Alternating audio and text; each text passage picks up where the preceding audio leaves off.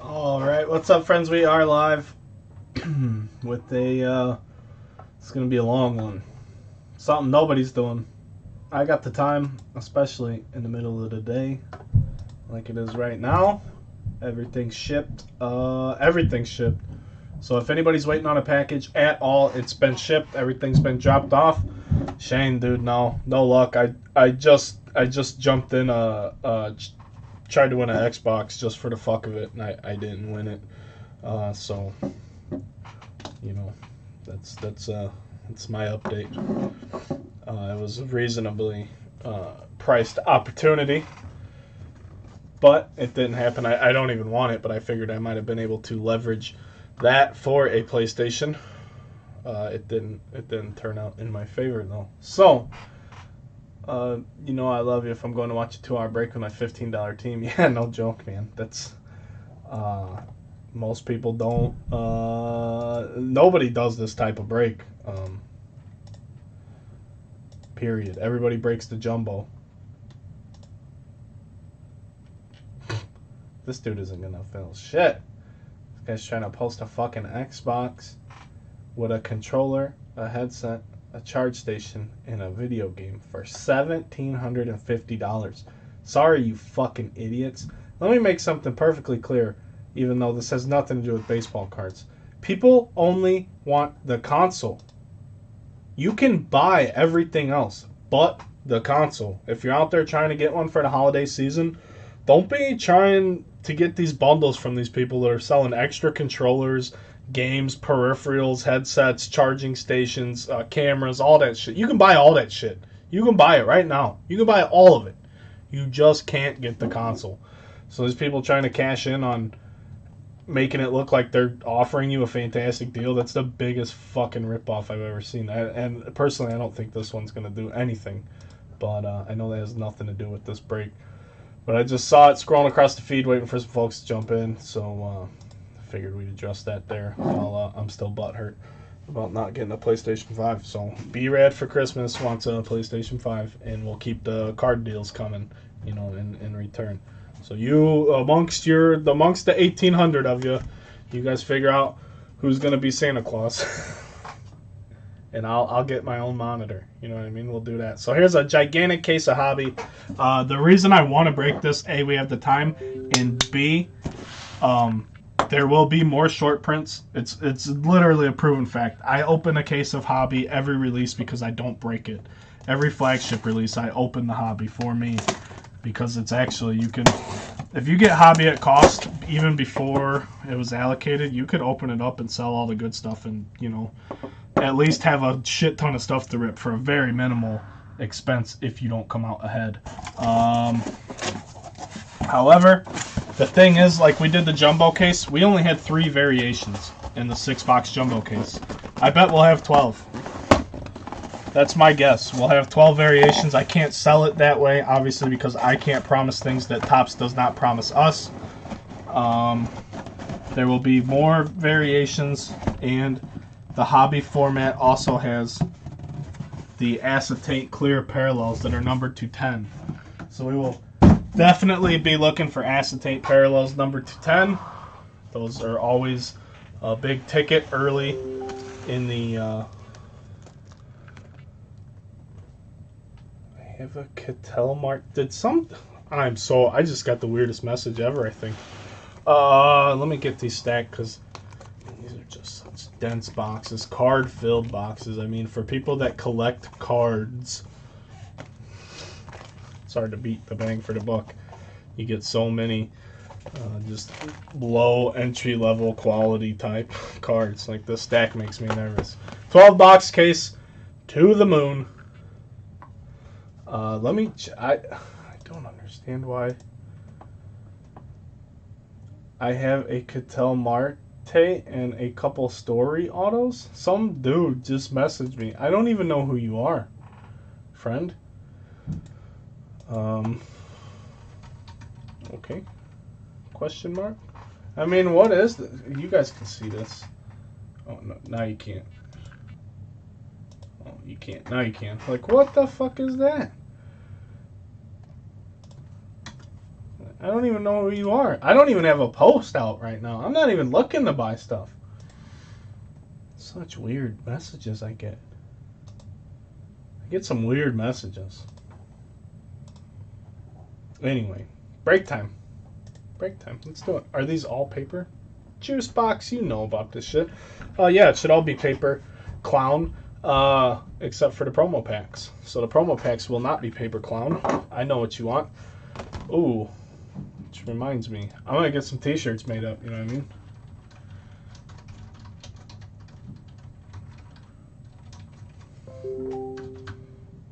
We'll have some fun with it today, why not? Probably trying to trade for PS5. I don't have a PlayStation 5. You had a post saying you were looking to buy some players? Holy cow, how old is that?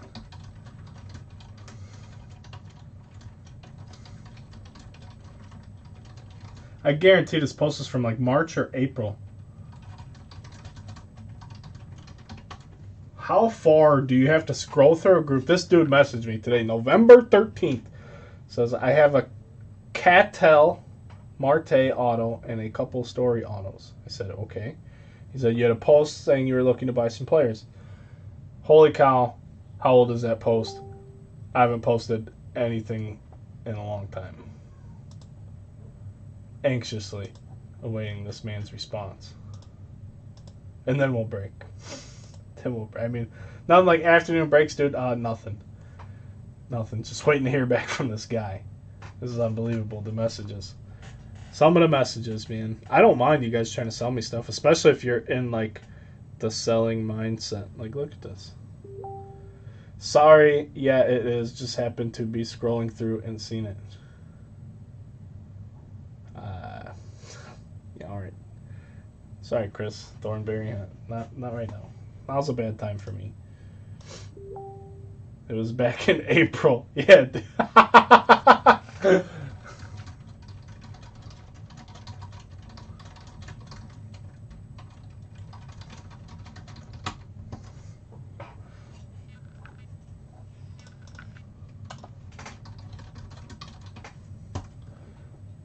Just hollered at this man. He may have just searched.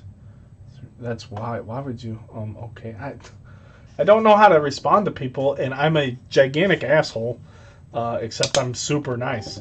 So I'm like basically a hypocrite in the way I talk versus the way I act.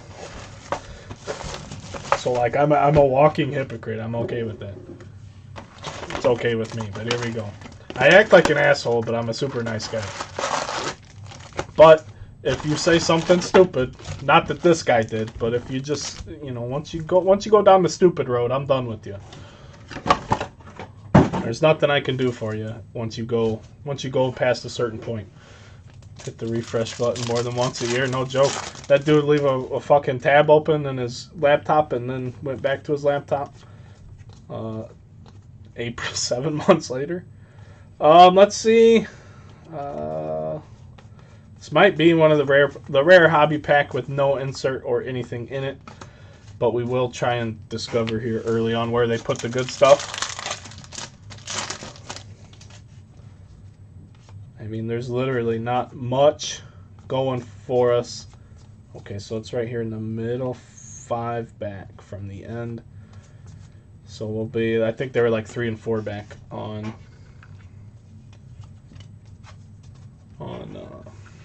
Series 1, Series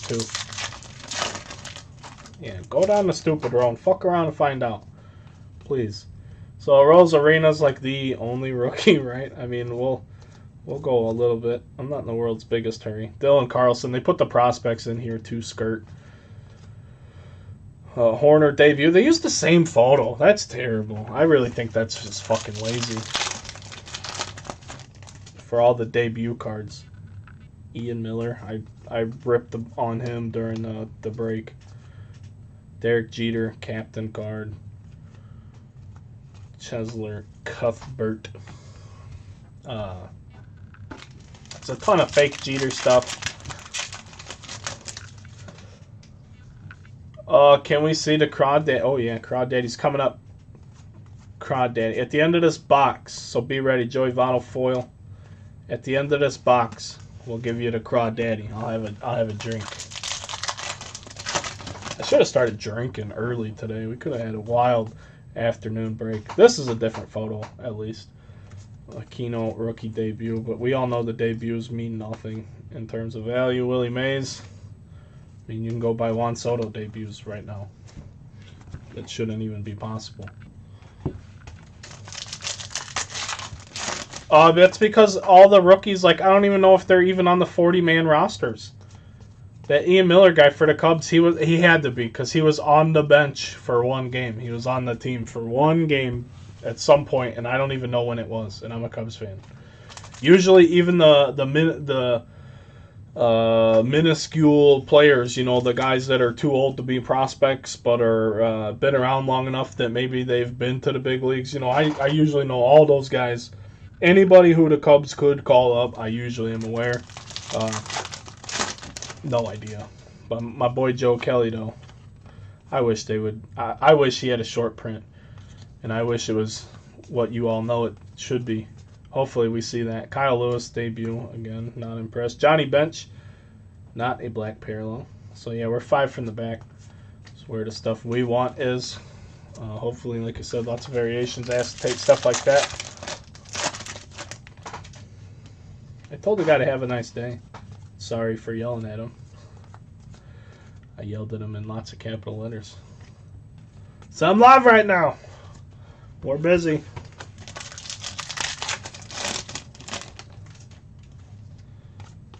I do love the actual dated relics, though, they put in here. It's fantastic. Willie McCovey. Andy Burns, don't know. Griffey's. There's all kind of Griffey's in Update. They don't put the legends in this iteration of Update. There's no legend short prints like like Taylor Ward isn't Nolan Ryan in short print form. They're just in the product. So there we go. Our first one, Brock Holt, be a gold parallel for the Brewers. Sleeve these up, of course, just because useful cards in this product are few and far between. Miller doesn't ring a bell at all. Right. That's exactly what I'm saying. Brendan McKay debut. We'll go slow on the first box, and then when I start getting anxious and restless, I'll start going faster. But I gotta stack these first couple of piles of cards. We only have so much real estate, and I guarantee we'll come all the way back to here by the time we're done with this. So our first hit's gonna be a manufactured relic. That's unfortunate. I probably won't. Honestly, because the rookies aren't worth the sleeve. And first hit's a fucking monster, though. Look at this, baby. I thought for sure it was a fake relic. Nobody loves him anymore. He still hits the ball hard, and he's going to be a good player. 7/25, red parallel, patch autograph, Keston Hiura. Eric Seifert. Hey, bud. Nice hit, dude. Nice hit. Right out of the gate. That's got to be worth your price of admission right there for the Brew Crew.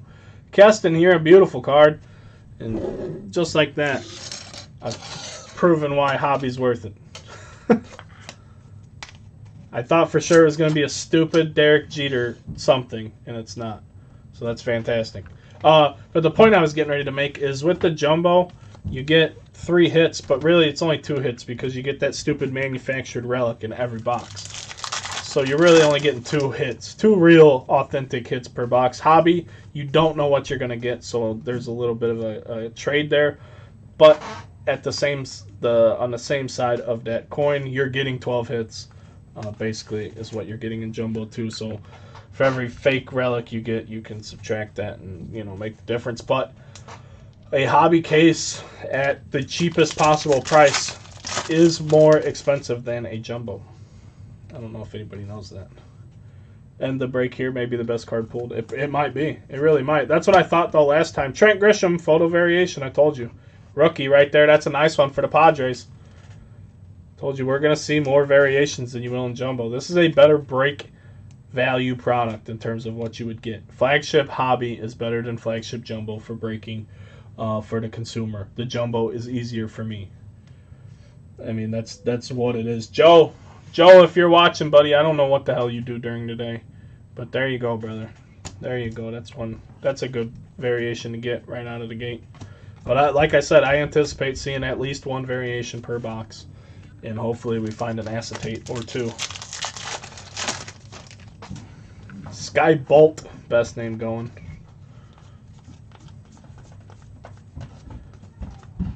Ricky Henderson.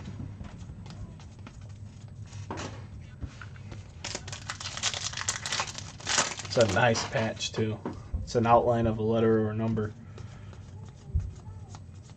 And I have a foil of Asdrubal Cabrera, aka Asdrubal Cabrera. Don't ask me how I know that. Oh, that's my joke of the day. Only good for one per day. Dave Winfield. Looking extra shaggy there.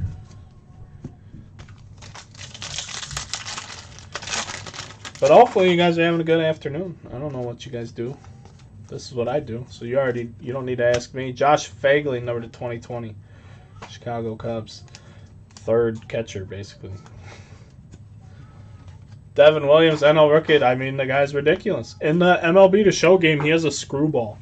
I do not know if he actually throws a screwball or if he throws a changeup with such run on it that it looks like a screwball. I'm not sure.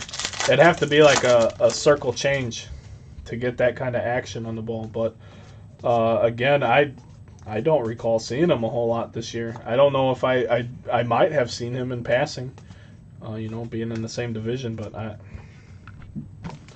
didn't, I don't get to watch every Cubs game. But yeah, Devin Williams come out of left field for me too. I think he did for a lot of people, but good for him, huh? It's fantastic.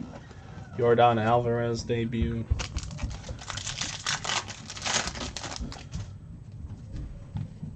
My forearms are already sore. Javier Baez. I will tell you right now, National Treasures will be the next break. It will be tomorrow. I'm going to allow some time for it to sell. It won't be here until tomorrow, but I'm going to post it because we had we had two really good cases. And it's not the quickest filler. So if it fills quick, I'll list another one or something different. But I'm basically going to pre-sell the case. That's something we haven't done in a while here. But I think it'll be the smart move, at least to get us on track for the break when it does show up. More of a weakness in the rookie class. Nobody knew who the rookies were, though, in the class. So, I mean, what, do you give up one run or some shit like that? But yeah, the National League rookies that played were not very good. So, hey, good for him. Good for him. Oh, we got the promo pack, too. Let's see if we can find a monster in these promo packs. You get the same amount of promo packs in this case as you do in a hobby case as well, so keep that in mind. You get one per box, and Jumbos you get two. So AJ Puck rookie, Juan Soto, Kevin Biggio, and Fernando Tatis Jr. They will go over here. Puck will get a complimentary rookie sleeve, and we'll move on to box number 2.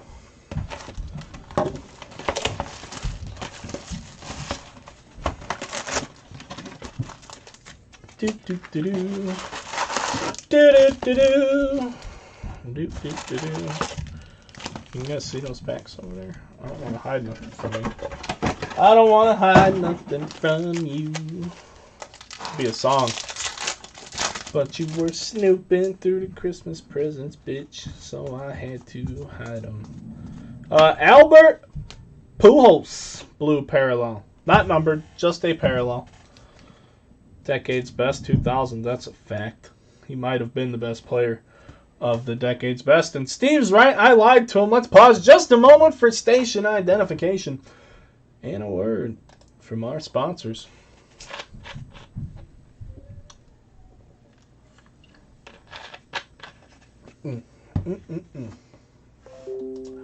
All right. And we're back. Back. And it's out of here. Joe wants to talk. And some probably stupid post in it. Jesus, I have 10 notifications right now. We just started. I'm not even doing it. Can't watch. Here, Joe. You got that so far, babe. I thought you might have been around for that. So if you're still here, Trent Grisham's for you, sir. And we just started box number 2. 70s Pirates. Not as useful as today's Pirates. Yeah, that's one of the coolest things ever.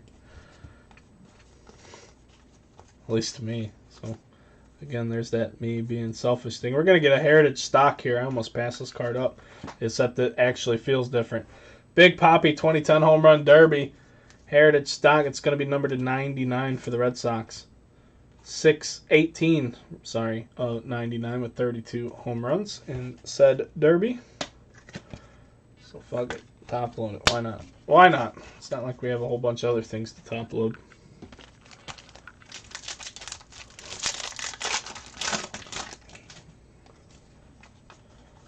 Dun dun dun. Hoyt Wilhelm.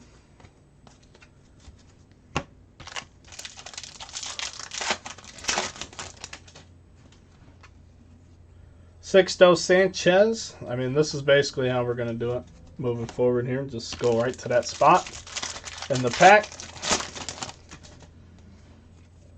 Joey Bart.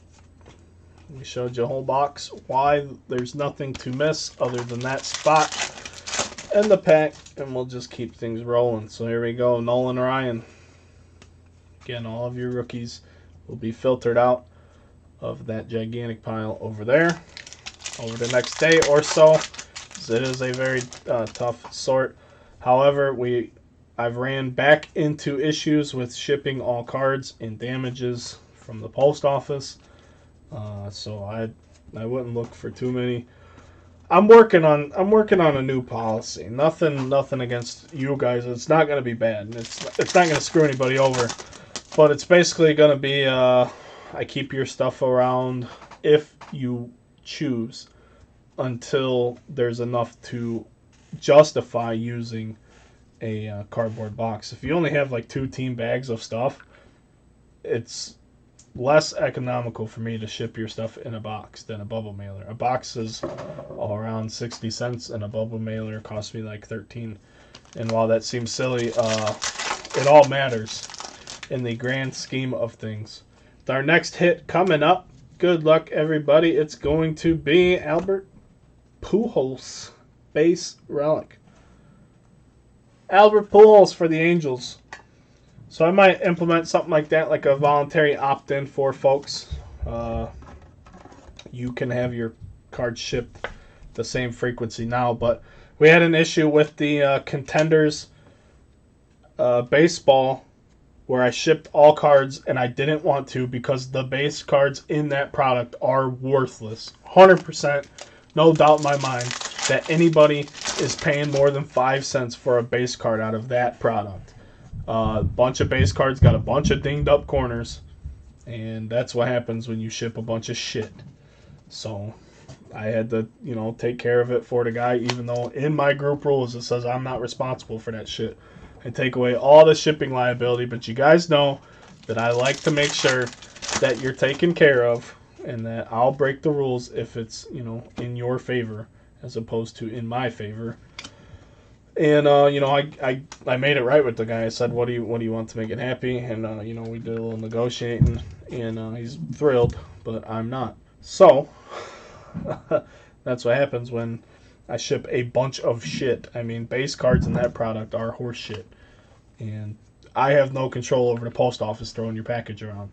And you can't put cardboard on a package when you're shipping this many cards in one bubbler.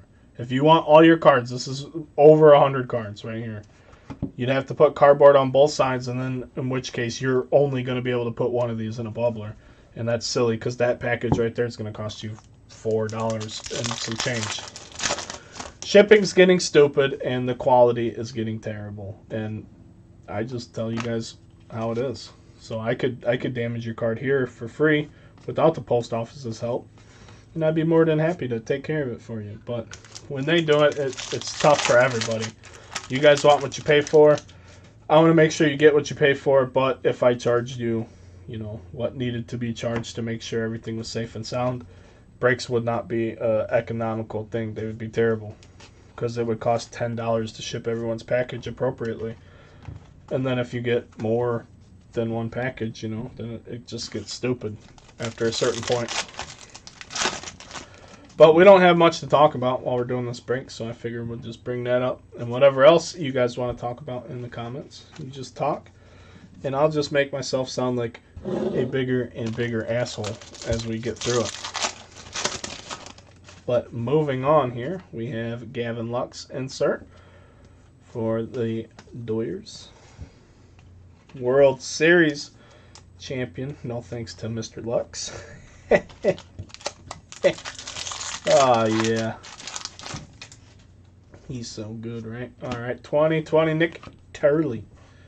Nick Turdley. Pittsburgh Pirates. Gold parallel.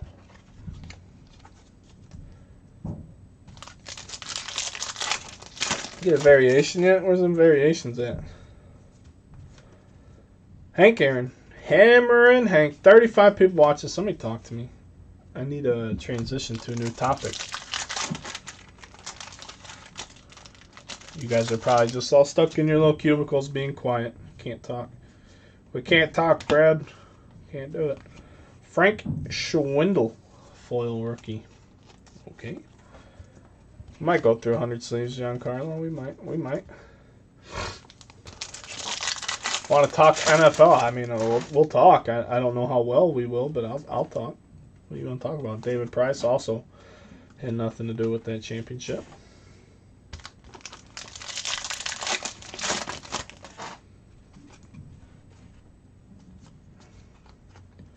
Luis Garcia for the Nationals. There's two Luis Garcia prospects.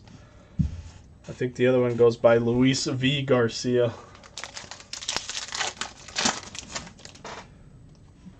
So if they both pan out, there will be that to be mindful of. The Mets, we're going to have a Bichette debut.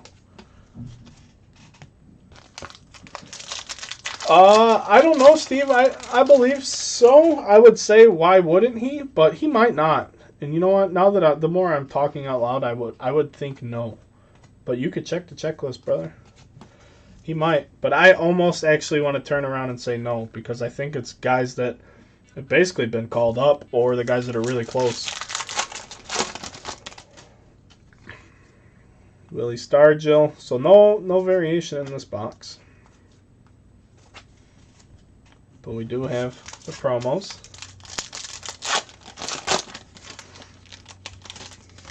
I don't think it's anything but base.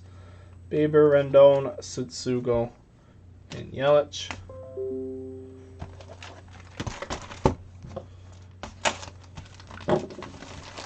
Yeah, I don't think so, because mostly it's like Joe Adell, Alec Boehm, the guys that got called up, but they're not putting in.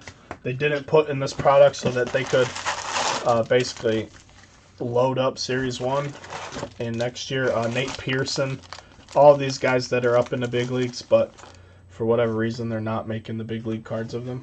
Any football breaks in the works? Yeah, we're going to do the same thing we did last Sunday, because Phoenix, I still have 2 boxes of Phoenix football.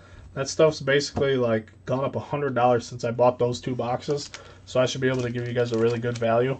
It'll be the same break we did last Sunday. So it'll be on Sunday. I might list it Saturday night. Basketball, I could do some basketball too. I forget what the numbers were for that last football break, but it'll be Sandy Leon, number to 2020. It'll be 2 Phoenix football boxes, the hanger pack sealed box, and a no huddle mosaic box. So it'll be like a 4-box break, but a ton of cards. And it'll be a good price because I got the Phoenix boxes for like 100, just under 100 less than what they're going for right now. I think they're like 320 or something. They're getting wild too. So there's that.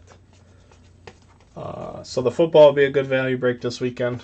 The website, I'm working on having an issue with one of my accounts, one of my actual business accounts. I'm having a problem with it. So I'm like having an appointment to switch banks because I'm not going to work with this bank that I've been working with anymore.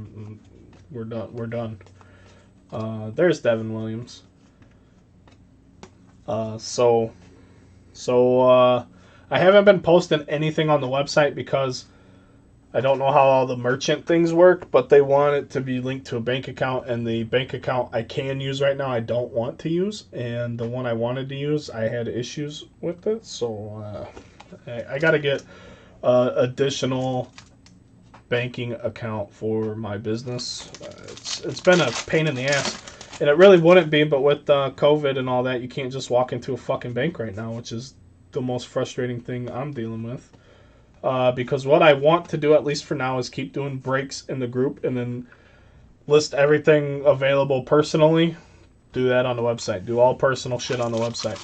That way, when you order it, you can leave notes or whatever on timing and when you would like to be, when you would like to have certain things done. Obviously, there's more we can do than just that, but that's where I wanted to start. But I'm going to change it for now. If I can't get this bank thing figured out, I'm going to change it to where it'll only accept PayPal. But I wanted to have the website so that I could accept more forms of payment other than PayPal, because that's something people will be transitioning away from in the future. And I'd like to be at least at or ahead of the curve in that regard. Excuse me. But we'll see. Next relic coming up, New York Yankees. Is DJ LeMahieu, number to 199.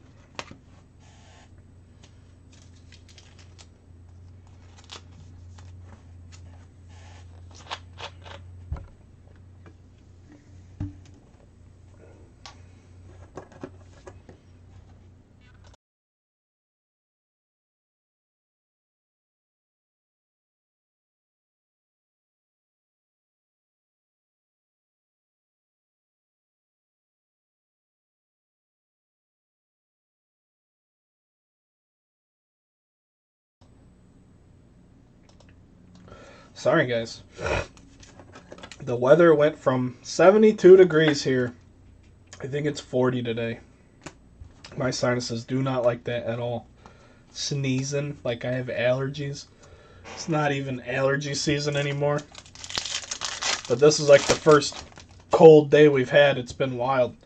All the nice weather we've had this long into the season. But the problem is it keeps getting nice and then super cold. And then nice again, and then cold.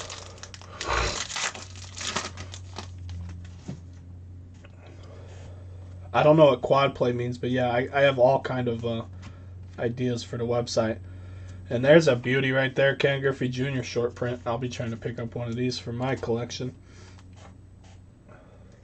Yeah, there'll be anything I have here that I'd like to sell will be on the website, basically. Dylan Carlson prospect. So there's our second variation. It's Ken Griffey Jr.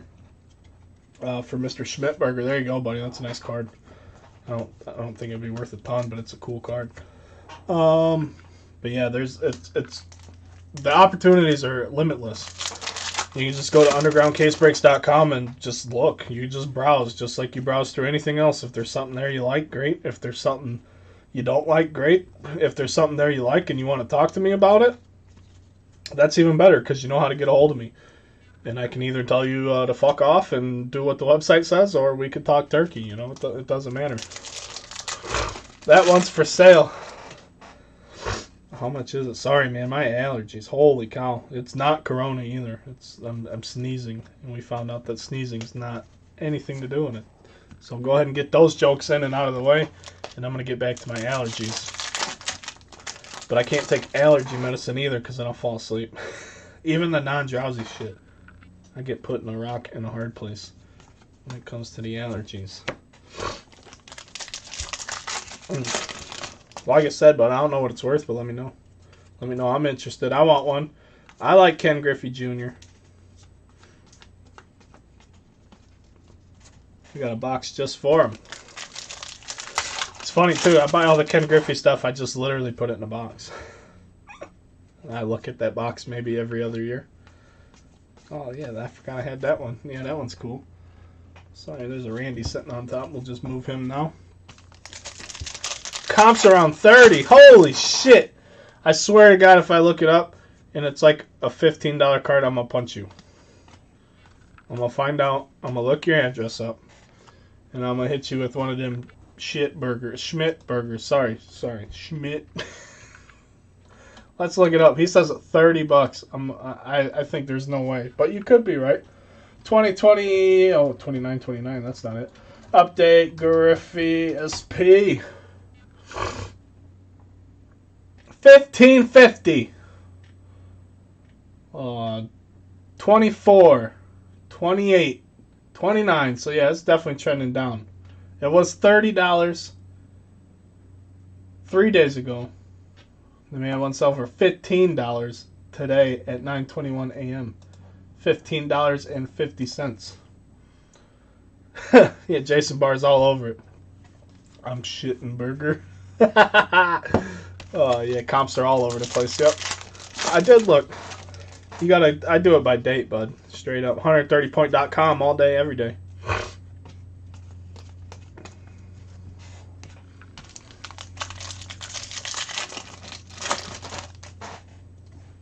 I'm a terrible person to do business with, though. Christian Yelich, number 76. Very nice Independence Day parallel. So I'm an expert, is the problem. I'm literally an expert at looking up sales.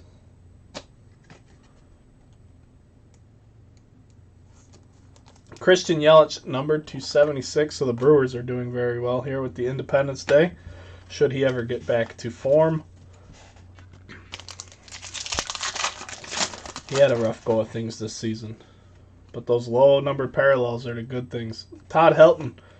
I use him in MLB 20 to show, baby. He's the best fucking hitter on my team. Todd Helton. He's not even the best card in the game. He's the best. The person I do the best with. 15 break credit and it's yours. Hey, that's a deal, bud. I'll take that deal all day, every day. Well, not true. I only need the one. So, yeah, that's mine.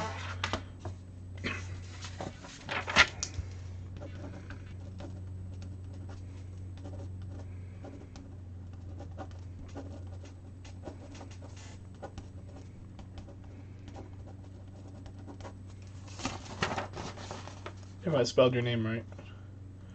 I did. But my I is there. I don't write very well. All right, buddy. Done deal. You see it here live on the stream. Thank you, sir. Love Griffey. The kid.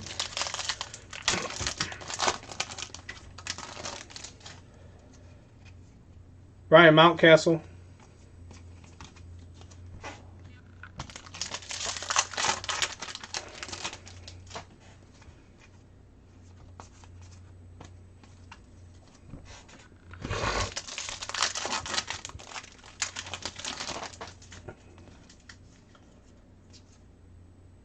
Kenyon Middleton foil.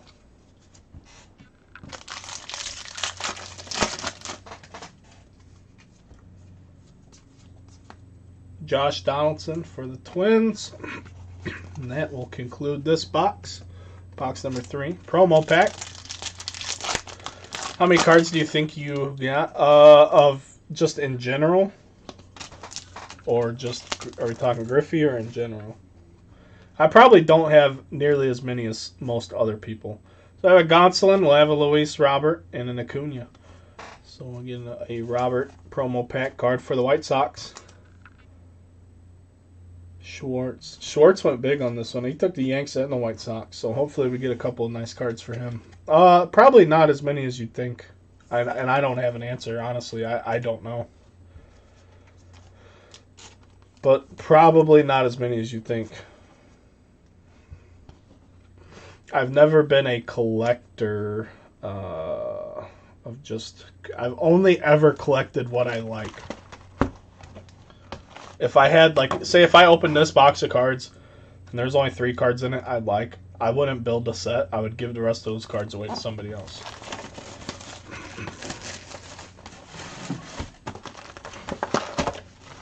But I do have boxes of commons and stuff like that. I do, but... I might have, like 10 boxes over there behind me. 10 shoe boxes, so like 10 two-row boxes. think they're 5,000 card count boxes, so 50,000 cards maybe. Which really isn't a lot at all. Alex Avila, number 2020 for the Twins.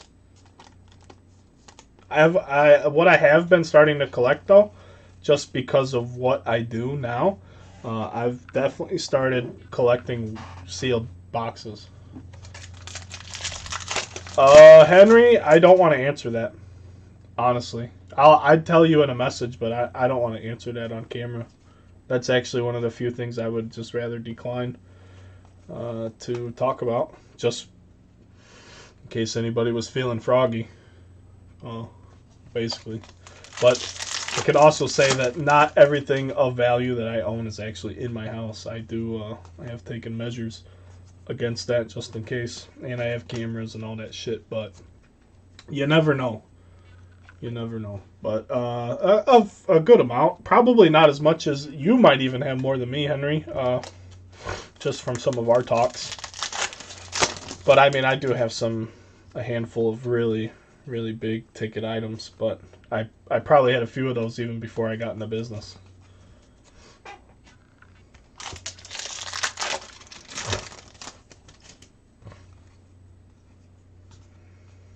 But nothing like, I saw the dude from Grand Slam Collectibles the other night. Just basically, it looked like because he was bored, buy a $45,000 card with Michael Jordan, LeBron, and Kobe. And it was an 8.5 with a 10 autograph. And he said he had a 9.0 of the same card. And then the dude wanted 45 grand and he bought the 8.5. I'm like, holy cow. That's what happens when you own a gigantic business. Like, just fucking casually making gigantic deals in the middle of the night. I'm like, damn, just be a fly on the wall and watch it. I'm like, that's cool as shit. It's like, yeah, fuck it. Here you go. Go buy a new card, guy. Thanks for your card. Next hit coming up. Pinstripe. Cincinnati Reds, Sonny Gray. I'll take a pinstripe any day of the week. Safe deposit boxes are a must. Yeah, I have a couple of them. I really do. That is, you're 100% right. I agree. There's other places, depending on where you live and what's available to you. But yeah, your home insurance isn't going to, if you don't know your home insurance policies and things like that and you have a fire, it's not so much I would worry about other people as anything could happen. A tornado could come wreck your shit. And if it's all here and you're not insured for the right amount, you could really be doing yourself a disservice in that regard. Willie Stargell looking extra round, looking extra veteran-like in that picture.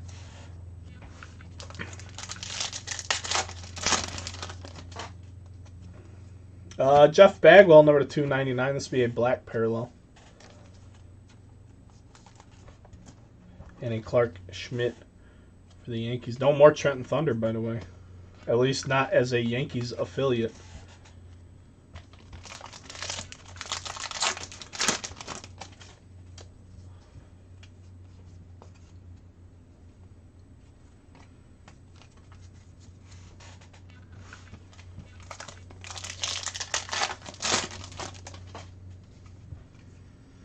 Zach Greinke.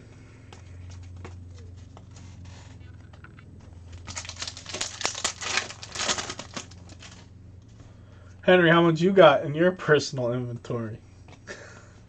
How many houses would your PC buy, bud?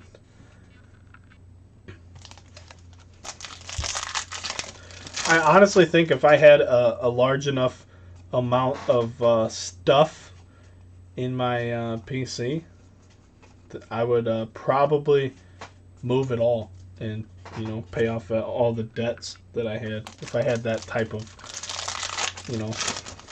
just like most Americans, I got a house payment and I got some debt. My wife's got student loans. I have a few dollars remaining on mine that I had from 10 years ago, but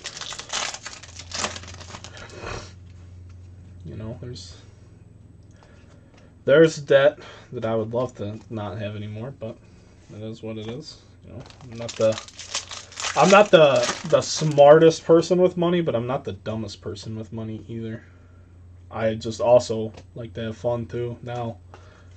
Can't do it all later if you don't do anything now. All graded. Some dude had a briefcase of rookies. Yeah, that's fucking nuts, dude. It's crazy nuts. Wade LeBlanc. Did you see the Mahomes people? I saw that article. I didn't read it. Some couple with like, I don't know what they're asking and I don't know what it's really worth, but they apparently they have a fucking treasure trove of Patrick Mahomes rookie stuff, and they're trying to cash out, which is wild too. And that's only a few years old, you know. If you make, I don't know if you have to get lucky, you have to be ballsy, or if you just have to make the right moves. But if you do one of those things right, you know, in a few years' time, you could, you know, be set, basically. That's nuts to think about. And obviously the move is always different, so it's not like I could tell you, hey, this is what you need to do. I'm doing some things I think make sense to me, but they still have to pan out, you know. So it's very interesting. Forrest Whitley for the Stros. Selling for $7.5 million. Yeah, that's insane. How much did that article say how much they had invested into that, Shane? Do you know? I didn't read it. I saw it a few times, and when notifications and stuff are getting busy, I don't get to, you know, go down those rabbit holes that I would like to, even if it's just a couple-minute article. That's Soto for me. Yeah. I don't have too many crazy parallels. You know, I have some short prints. I got the Gatorade unit. I got a couple of those, and, you know, I got a couple of the other ones, and I got a couple golds. But I don't have, you know, I don't have any, like, I don't have a black parallel or nothing under 100 or anything like that. I don't have anything crazy. I don't even have any of his first Bowman autos. I have some Vladdy Jr. ones, which I'm going to lose on whenever I sell those. I'm going to lose a ton on Vladdy Jr. unless he gets his fucking life together. That's for certain. I might pull the plug next year because you can't be afraid to pull the plug and take your loss. But I mean, I don't need to. I don't need that money for anything else. So I'm just kind of hoping he gets it together and his stuff goes up. But we're going to get our first something out of a promo pack. It's going to be gold, whether it's autographed or not. And it's going to be Willie Castro. Nice. Detroit Tigers. He's a sleeper rookie of mine. Joe Drozdiansky, bro. Having a good little run here. 38 out of 50, I believe. Willie Castro, promo gold. Take that. We will take that. They invested $20K on 33 pieces. That's amazing. Good for them. Good for them. That's fucking fantastic. The thing with that is, like, if that's all I had invested, I don't, like, and I was asking $7.5 million, you know, I'd probably say 2, and I'd be like, I bet, you know. Show me the money. I don't need it all. I just need enough. I say that until you get enough, and then it's not enough, though. I'm sure we would all say that. I think the number, though, realistically, I can't speak for anyone here in terms of your financial salary and all of that, but if anyone had $2 million, I think is the number after taxes, so you'd have to have like $3 million. Jose Canseco, number to 299, and if the market sustained at like an average 6% interest growth, you could live off that interest forever and make $120,000 a year. I think that's pretty sustainable. That's the number, you know. That's what you need to not have to worry about anything the rest of your life if you don't live outside of your means. It's the number that's always stuck with me. I'm getting to the point now where for birthdays and holidays, I have my son go pick a card and put it up on eBay. He keeps the money. Thinking about the same for the wife. They pick a card and put it. Hey, that's fantastic. That's not a bad idea. Nate Pearson.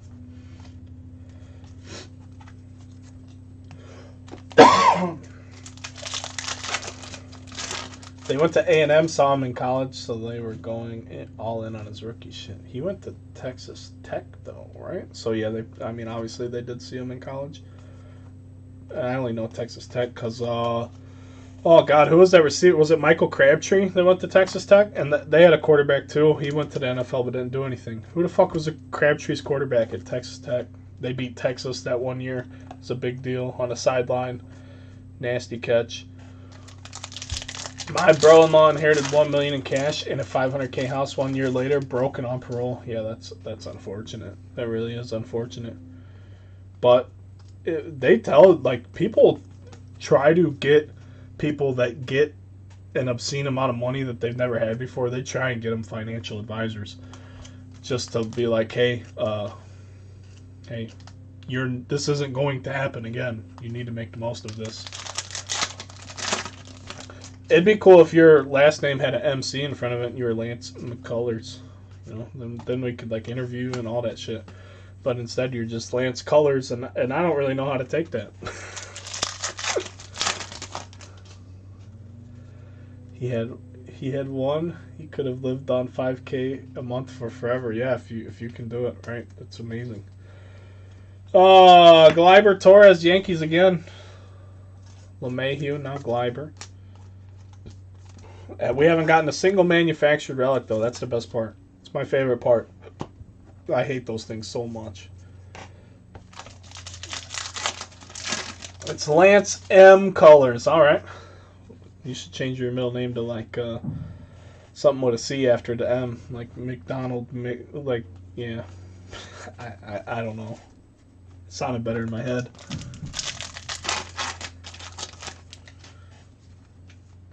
Mackenzie Gore, and we're going to have a veteran combo for the Nats. Be Trey Turner and Wilmer Defoe, number to 2020.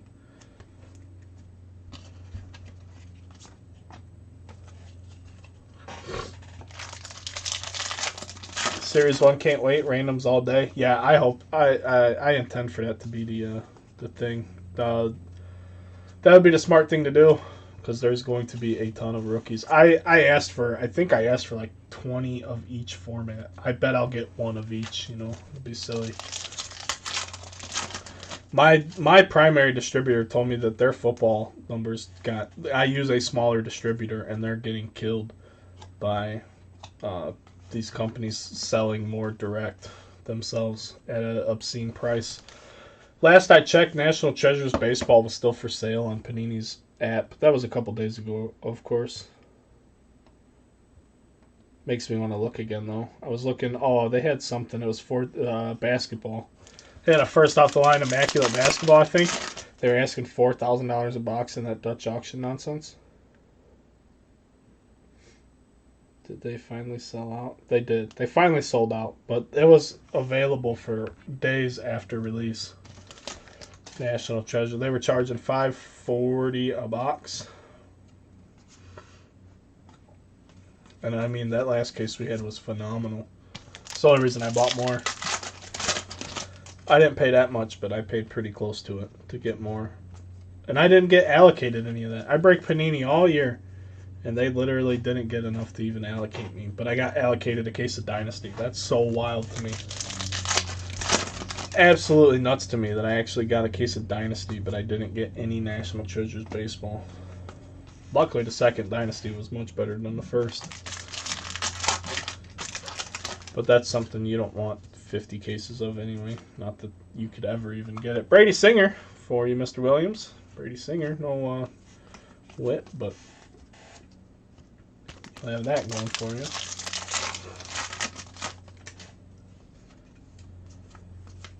Frank Robinson.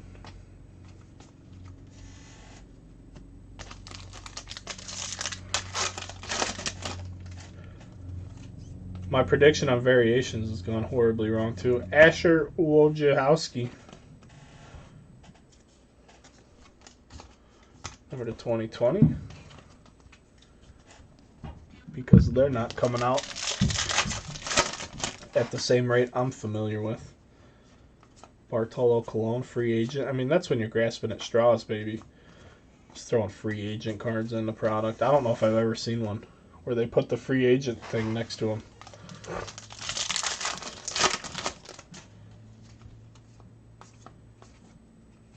Be one of the rare empty packs.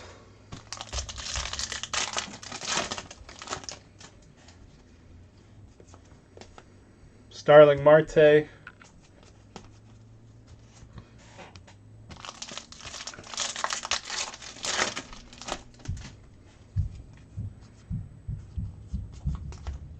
Joe Adell.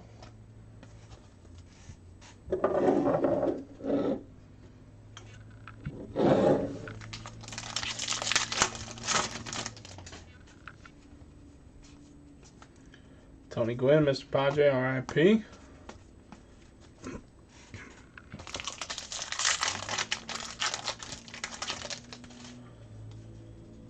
Elon Musk calling on some bogus shit going on with COVID. He took a test 4 times the same day. Same machine, same test, same nurse. Dude, I don't want to go there. It doesn't. Nothing makes sense to me about it. Nothing. Nothing about it makes sense. Mike Schmidt. I do know a handful of people that have had it. Everybody's had different, symptoms, so I get that. But I had one person tell me, because my union hall's been closed a couple times over exposure. I had people tell me that they were sleeping in the same... Chester McLeod, longtime underground member, one of the OGs. I taught the man how to use PayPal so I could take his money. Great guy. He told me he had it earlier, and the only reason he even found out is because his girlfriend works in some field where he needed to get checked. We have a green coming up. Ravello, Seth Brown, and it's Dale Murphy, number to 99. So he sleeps with his girlfriend in the same bed. They have 2 high school athletes. They're girls, I believe. Not that that matters. And he had it. He sleeps with his significant other in the same bed. She never got it. He said he still can't smell or taste nothing. But if it's so dangerous and, I don't understand how it spreads. I don't believe anything on what they tell us about how it spreads. I'm not saying that it's not real. I think it's a real thing. I think it's real weird how it works and how it acts. But it's crazy that it doesn't spread to the guy you're sleeping next to and breathing on and shit, and you're fucking him, for lack of a better term. That person doesn't get it. So, but then a million people over here get it. I don't know. I really don't want to go down that rabbit hole on a public forum. Such as a case break. Mookie Betts. There we go. There we go. He didn't get the MVP. But he got a silly little brim forward hard hat for a trade guy like me to make fun of. Mookie Betts. Short print for the Dodgers. Congrats. Congrats to Mr. Barr. I believe he has the Doyers. Yes, sir. So, yeah, I don't know. I don't want to go there. I really don't. And, I don't think they care. I really don't. I don't think anybody cares. They shut my oldest daughter's preschool down a few weeks ago over one of the kids having the corona. And we FaceTimed the doctor just to ask, and they're like, whatever. Didn't suggest one thing or the other. Just very dismissive of it. It's so fucking odd to me. Everything about it's odd. The way they scream at you on the TV and tell you what you can and can't do, but then if you think you're around it, then they literally don't even care. I don't know. You can't tell me what to do if you're not going to take it seriously on your end, I think is the point I'm trying to make. If you're not going to say, hey, all these little kids just got exposed, they should all go get tested, and we should check every one of them out and make sure that they're good, because they're fucking children, and children should get the best of the best no matter what. If you're not willing to do that, but you're going to tell me where I can and can't go, you can suck my dick. And if that offends anybody watching this video, sorry. I don't care. That's how I feel about it. If you can't take it that serious, when I think there's a serious matter afoot, don't tell me where I can and can't go, and who I can and can't be around, and what size crowd I can have, and what I should do, and where, fuck you. Yeah, the CDC says treat it like a cold.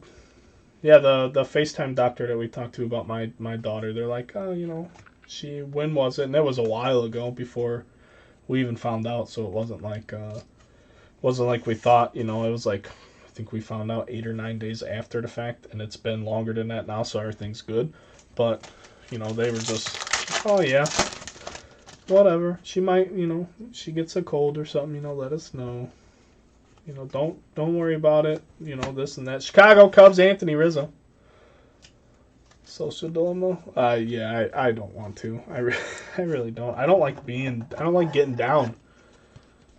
Has to get tested every single day starting in January. Yeah, watch how many times he gets a false positive too. And how expensive it is for the school and all of that stuff. I don't know what size school your boy goes to, but geez, that's going to be harmful for a lot of small programs, as baseball is not a good funded program in college anyway. I got 65% Division I baseball scholarship, and that was like a big fucking deal at that time, because I think they only got 15 or 18 scholarships at that time for the whole team, and you have 35 guys between red shirts and all of that. So it can be wild. We're going to have Miguel Cabrera, all-star, number 2020. So that's unfortunate. Hopefully he doesn't have to get stabbed in the nose every day. They got me right when it started getting wild. I was a union rep on a job, and oh yeah, I had to go get poked a couple times. Not happy. Not happy about it. It's not really my cup of tea. Not really my cup of tea. Chipper Jones. But hopefully he gets to play. That's the important thing. Let the kids play. And that's only if the kids and their parents, and obviously if he's above 18, he can make his own decisions. But if you want to play, let him play. If you don't want to play, I understand that too, and please be safe. I mean, really, but if you want to do that, go do that. I played at a small junior college, and then after that I got a scholarship offer at Southern Illinois, which is a smaller D1 school, and then I got injured. And that was it. That's all she wrote for old B-Rad here. It's a very long story, and it involves my real dad literally stealing my identity while I was in high school, and I hadn't talked to the guy since I was like 3 years old. I don't want to go into that either. So like in high school at that time, you weren't allowed to talk. There was communication rules, and I think one of them was an email thing, and I was in email contact with a lot of coaches. Nobody big, nowhere major. I was no 5-star athlete or nothing like that. But basically, one day I go to log into my email, and it's this is before smartphones. There still wasn't smartphones. I think there was Blackberries. I think they had Blackberries. I did not have a Blackberry. I had a Nextel flip phone. I go to get in my email, and I can't log in, and I go to the security questions, and it's like, what's your father's middle name? What fucking street did you grow up on? I'm like, oh, well, I type in the answers, and guess what? Those weren't the answers anymore. So that was fucked. I literally got my shit stolen from me. My very first Facebook account got stolen from me, my MySpace, and my email. All of that happened my senior year of high school. And come to find out, when I was a freshman in college, I found out it was my real biological father who did that. So that was very, very awkward. My old Facebook account started trolling me. Started trolling my new Facebook account, talking shit, changed my information to all kind of loser stuff. I mean, it literally started acting like this guy acts in October, aside from the fact that it's 2020. It was a very weird thing. I only say that for you Dodger fans in attendance there. Congrats to Kershaw. That hurts me to say. What position? I played everywhere, honestly. I went to a decently sized high school. I played in the outfield as an underclassman to play. And then as upperclassman, I literally played wherever they needed, like, wherever they had somebody that wasn't comfortable enough to play that position, I would play that position. So I was like a utility guy. Ideally, though, I like playing first base. I love picking balls out of the dirt. It's like my favorite thing on planet Earth until you have some big giant steroid guy who throws submarines at you from third base, and it literally scares you when he lets go of a baseball. That's what happened when I went to college. We played in a tournament in junior college against Bryce Harper, but we didn't match up with his team. But it was a wooden bat tournament in Myrtle Beach, and a complex built by Cal Ripken Jr. And people knew where he was because Bryce Harper was like one of the first big YouTube deals. I remember watching videos of him hitting 500-foot home runs at the Trop with a metal bat. We're all like, wait, this is the kid? This kid's in this tournament? We're all watching this shit in these fucking condos going, holy cow, this is ridiculous. But yeah, I mean, in college I played mostly first and third. I pitched a little bit. I never even pitched seriously until I got to college because of the outfield. I went for the workout day, and I was in the outfield. It was just me and two coaches. There was nobody else scheduled that day, so they're hitting fly balls, and I'm throwing them in, and they were very complimentary of my arm. They're like, you throw well. Do you pitch? And I said, no. They said, well, if you would throw in our bullpen, we'll get the pitching coach here. I said, well, I mean, I'll try. I'm not a pitcher. And, yeah, I ended up doing a little pitching in college, too. And I threw in the mid to upper 80s. I might have touched 90 once or twice. I don't know that. But I wasn't a pitcher. I just threw harder than a lot of people, and really that's all it was. It wasn't like I was some super fucking awesome guy at throwing a baseball. Not at all what that was about. But I ended up getting a ton of money at junior college. I got more money than I needed because I got an athletic.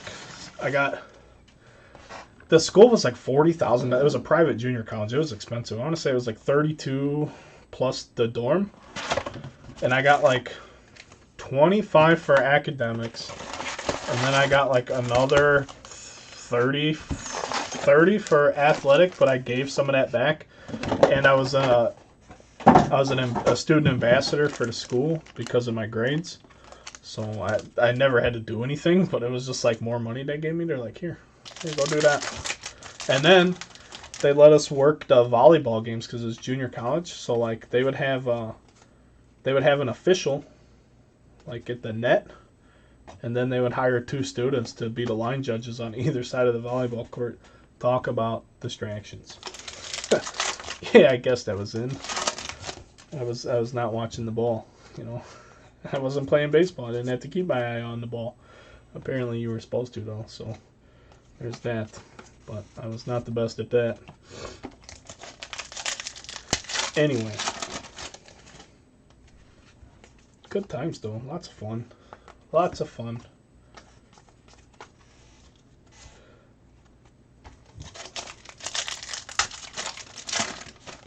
California. Yeah, we played all outside of the tournament. We went to two big tournaments. One was in South Carolina, and the other one was in some goofy town in Ohio. Outside of that, we played everything in Michigan. Or like Indiana only had at the time 2 junior colleges in the whole state. And one's at the very south and one's like right north central. So our conference is like the Michigan Collegiate Conference, American Conference, MCCA I think was the conference. MCCCA? I don't know. Lots of C's and lots of A's. Jordan Alvarez, rookie insert. As we're just cruising along here, if you're just tuning in. My boy played against Big Mac's 2 boys in July. That's what's up. That's very cool. I would have liked to have played in a game against Bryce Harper. We watched him hit a home run about 480 feet, though. They had a replica field of the Polo Grounds at that complex. Why are we playing on this field? It was ridiculous. Ridiculous. Phillies, decade's best.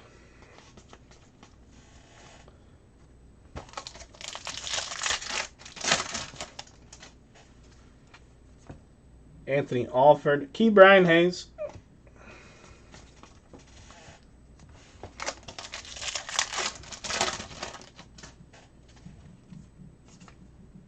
Otani.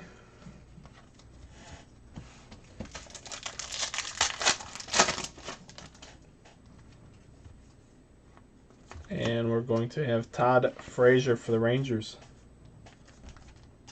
Number to 2020.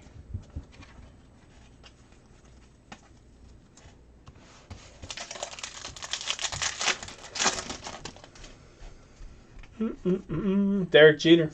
20 years of the captain.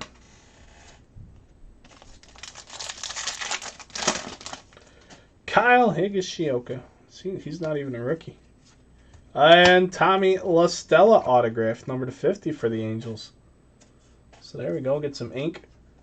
Tim Lincecum, very nice. Yeah, we didn't. We played against a ton of kids that went to college, but I didn't get to play against any of them from around here that actually made it. I'm sure a couple of them probably played professionally, but like not at the big league level. But the high school in our area, in our conference, they're just habitually, they're a private Catholic school. They say they don't recruit. I know people that have told me that their gym classes are literally separated by the sports teams or whatever's in season. So like the baseball coach has a gym class with just the baseball players. So stuff like that, you know. But they won state my junior and senior year, I believe, in high school. They were state champions. They're a small school. They don't even have, at the time, they didn't have their own buses. So, like, their parents had to drive them to every event because they were a private school or whatever. I know they have school buses now, like vans. I guess they have school vans.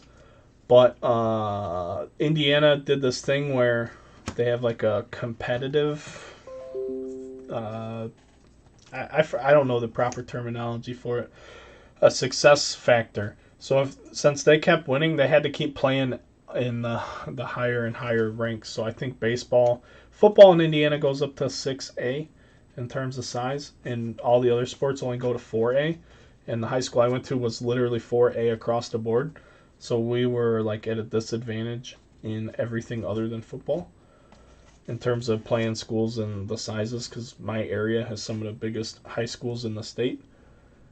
And Andrean has to play all the way at 4A, and they're probably like class sizes of like 60 or 70.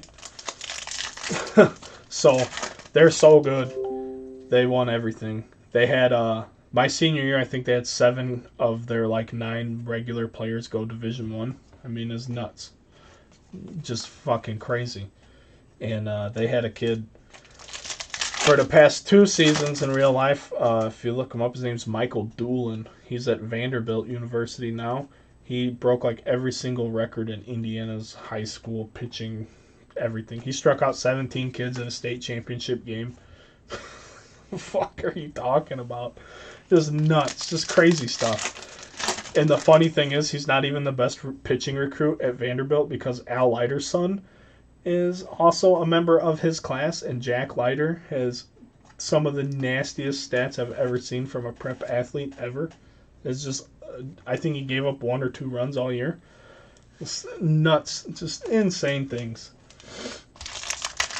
My buddy, I was his left tackle, got a full ride of Pitt for baseball, big kid, he could pitch hit, ended up getting drafted by the Reds in the 3rd round, giving up the scholarship. Yeah, that sucks. Oh, that's the risk, dude. I don't know what a 3rd round pick gets paid, but hopefully it was enough. But yeah, that's the big risk. Buster Posey, variation for the Giants. Senior year, Travis Snyder, Brett Lillibridge, Adam Lynn, some other studs. Yeah, Lynn was a D-back. They're the best team in Washington State history. Yeah, that's ridiculous.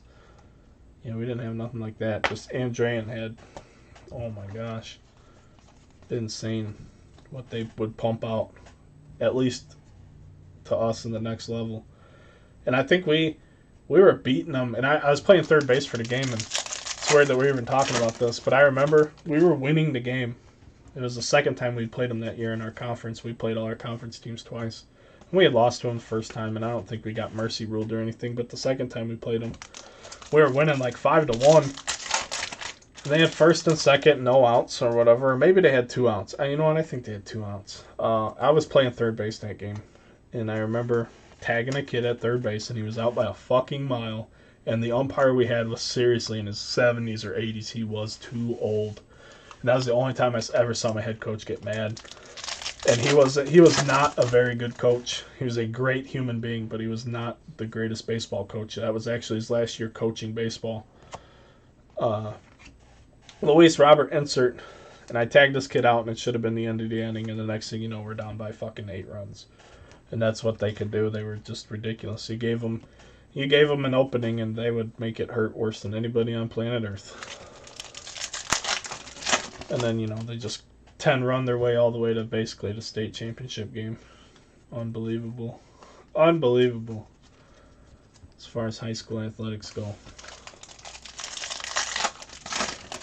But we have the kids we had from where I'm at now is Zach Plezak, who got in trouble for the COVID shit this year. I played summer ball for his uncle. That's who I played ball for in the summer, which is not Dan Plezak. Dan Plezak is a big leaguer, and then he had 2 brothers.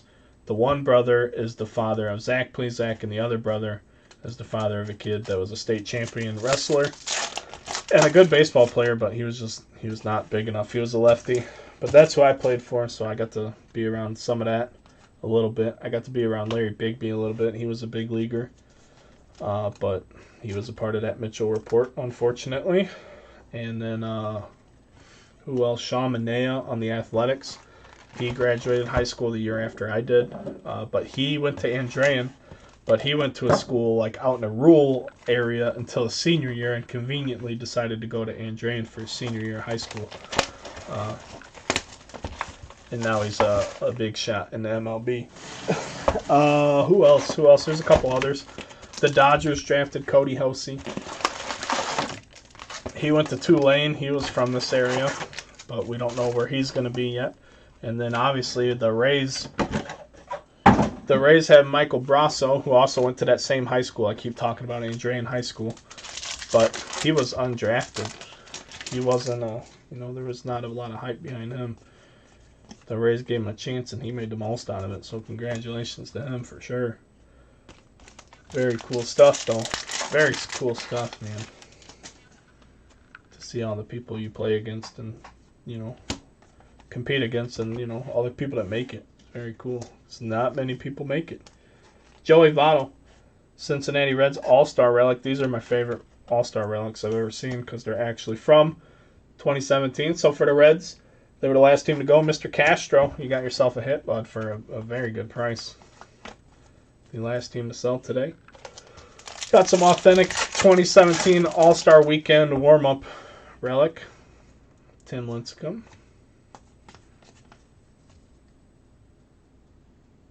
I just looked at their stats. The team you're referring to? Or the team I've been talking about? 0.95 ERA, 205 strikeouts, 33 bombs, 263 runs in. That's a hell of a season. What's that, in like fucking 30 games, too? Scoring 10 runs a game.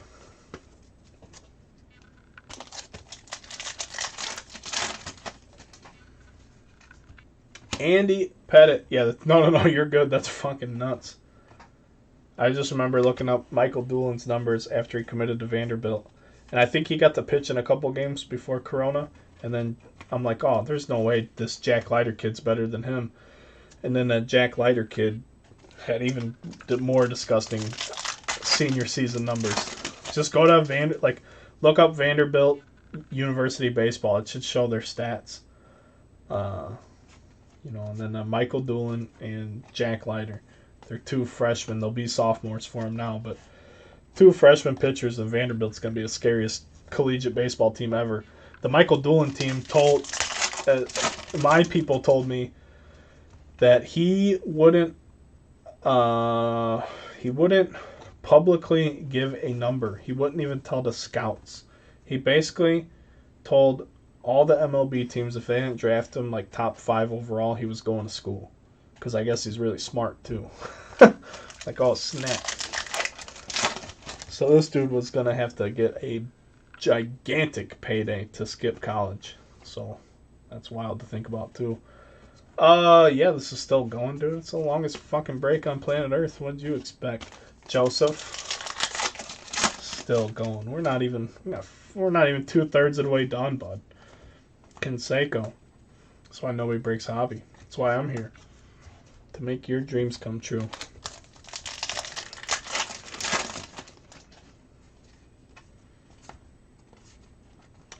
Use Merrill Petit foil.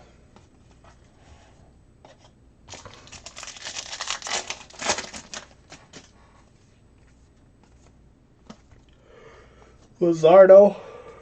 So this is still going now. I got the yawns. Now it's going to be nap time. Heritage is far. No, I mean, Heritage is pretty rough. Just because there's no hits and the variations are hard to spot with the naked eye. Unless they flip them over for you.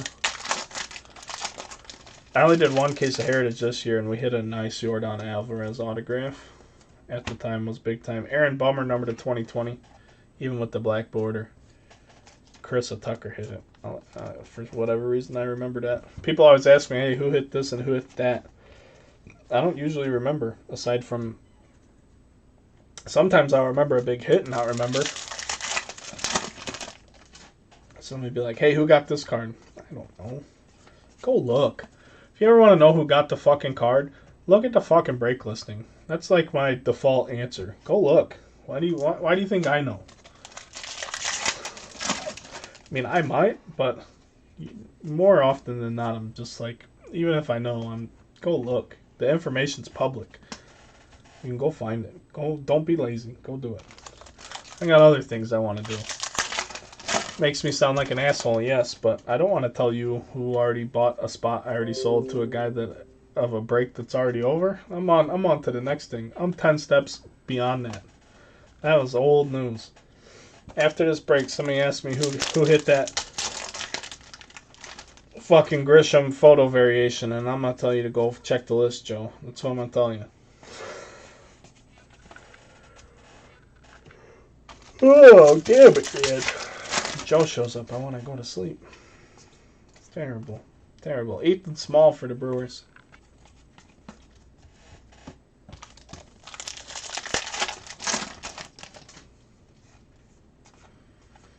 Lou Brock. R.I.P., right? Lou Brock passed away. Lost a ton of people lately. It's unfortunate. Lost a ton of good ball players. A ton of legends this year.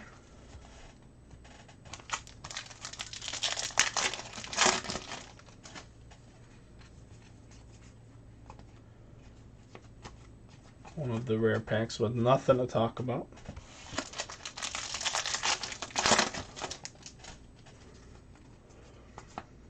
Whitey Ford. Too many, yeah, I agree. However, that's how it goes. Alex Verdugo is going to be an advanced stats card for Verdugo and the Red Sox, number to 300.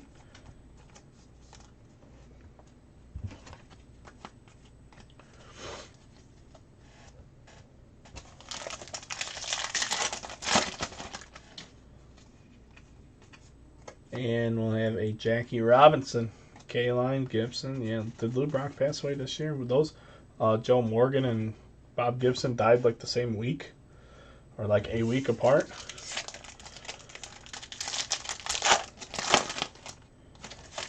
Another pack of base promos: Hoskins, Springer, Bobby Bradley rookie, and Roger Clemens.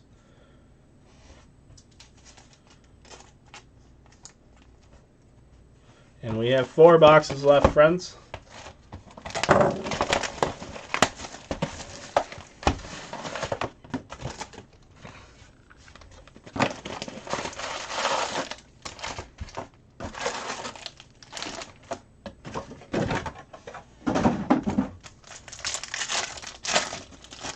We'll just keep going. Joe, what do you do during the day? What is it that you say you do for a living? What's Joe do? What's my buddy Joe do that he can't come hang out with me for 2 hours while I bore everyone to death with endless amounts of base cards? AJ Puck?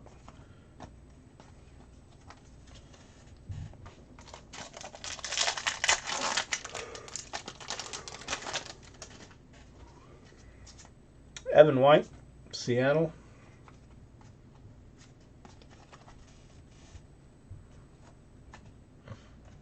Joe's about to tell me he works at that Italian joint he keeps posting pictures of. Like, fuck yeah. Better mail me one of them pie tins. Jeter, the captain. Whoop-de-doo. I'm glad we haven't got one of his fake relics. Honestly. This feels like it, though. This pack feels extra heavy. Maybe I'm just getting worn out of Rosarina. Descalzo foil. I'm so glad he's not coming back. Today I was doing food and beer shopping before the kids come over for the weekend. Nice. Oh yeah, we still got more. Still got more. Cleaning up so they can make... Me and my wife fight about that all the time. She's so adamant that the kids pick up and put things exactly where they go.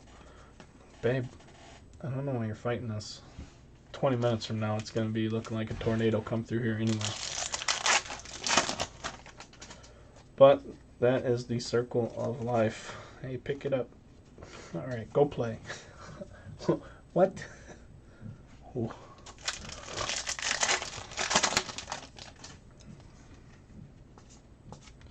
Mike Mussina for the Orioles.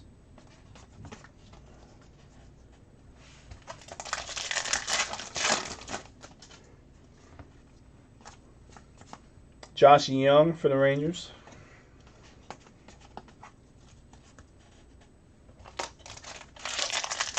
I mean, you know. Oh, sorry. Everything pops. All my joints pop.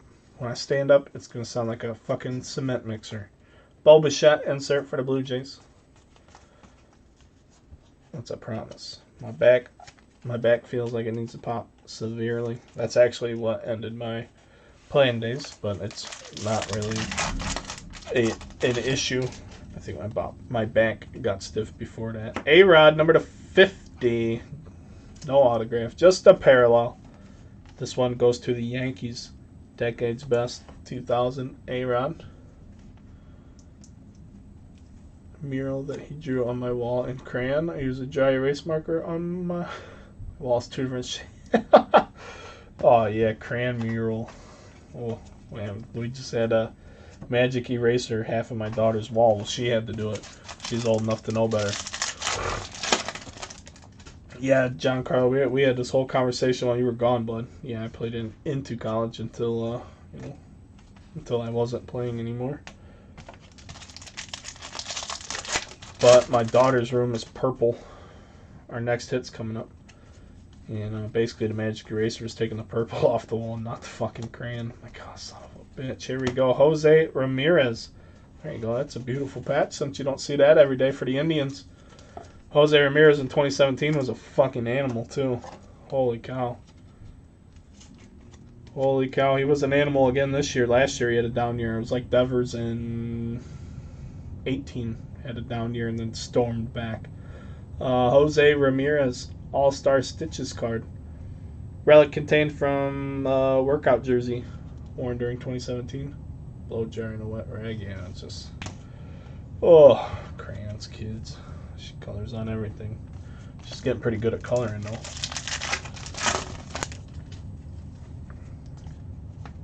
Eddie Murray. I got 2 tickets to... Oh, shit, wrong guy. My bad. My bad, wrong guy. Honest mistake. Honest mistake. Aristides Aquino! Black Parallel. God, this would have been a fucking monster if these weren't updates. Black Parallel rookie debut for the Reds. This is probably still worth a couple dollars. For the last team to sell in the break, they've gotten a couple of nice cards today. So this is a hobby only, but you can get the blacks in jumbo as well. 54 out of 69. If that dude ever figures it out, his value could come back around.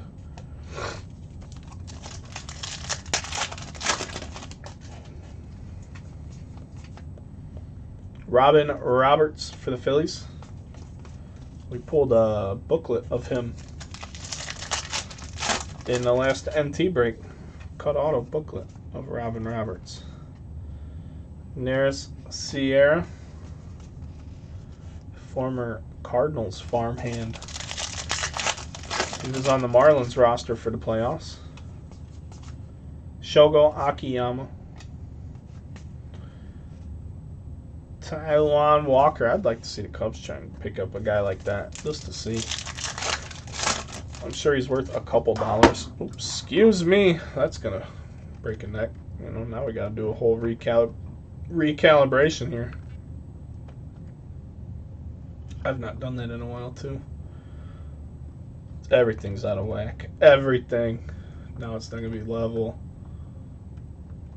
Oh, boy. Oh, boy. Moving on.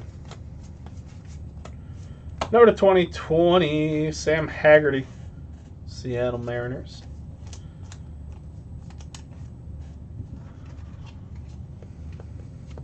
I don't know if anybody's seen. Oh yeah, that's staying there forever. I might get that on a T-shirt. Gotta make the most out of it, right?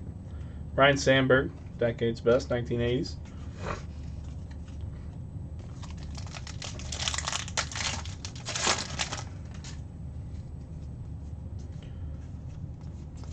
Nolan Jones, Akron Rubber Ducks uniform there.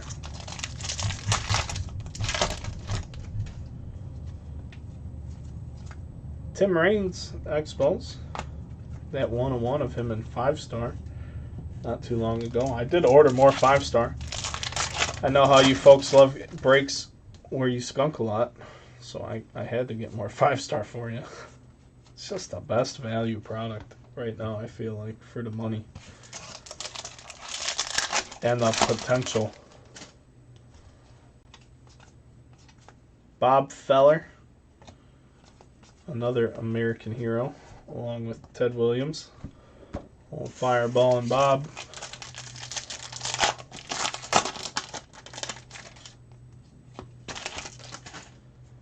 Josh Donaldson, Sonny Gray, Zach Gallen. Nice little card for the D-backs there. And Shohei Ohtani.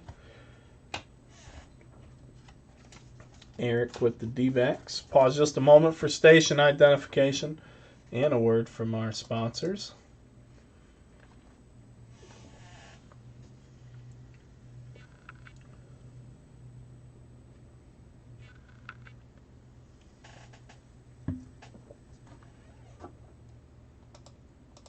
And we're back. 3 boxes left.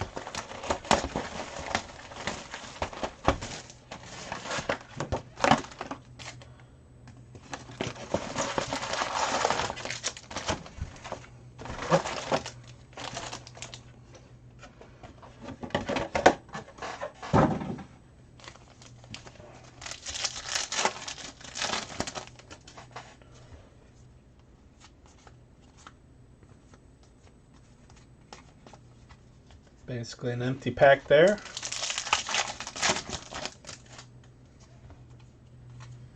Bob Gibson, RIP, buddy. Bob Gibson was truly dominant. No doubt about that.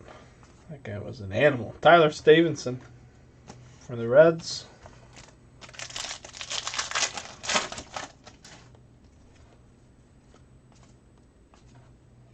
Boston Red Sox.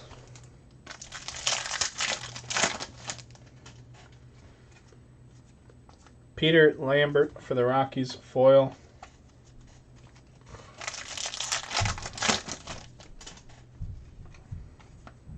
Roberto Clemente.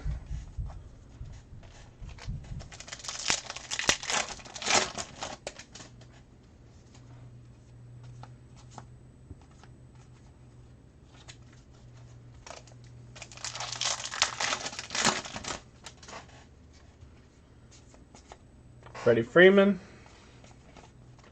Decade's best. Hard to argue that. Even though I guess 2020 is the start of a new decade. So he starts this decade off with an MVP.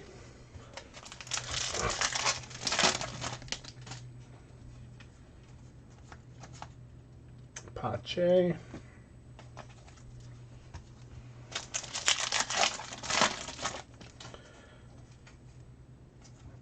Judge.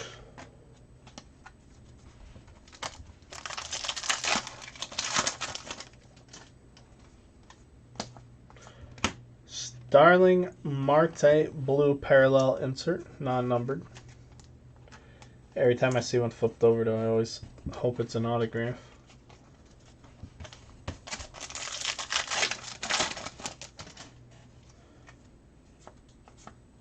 Jeter insert.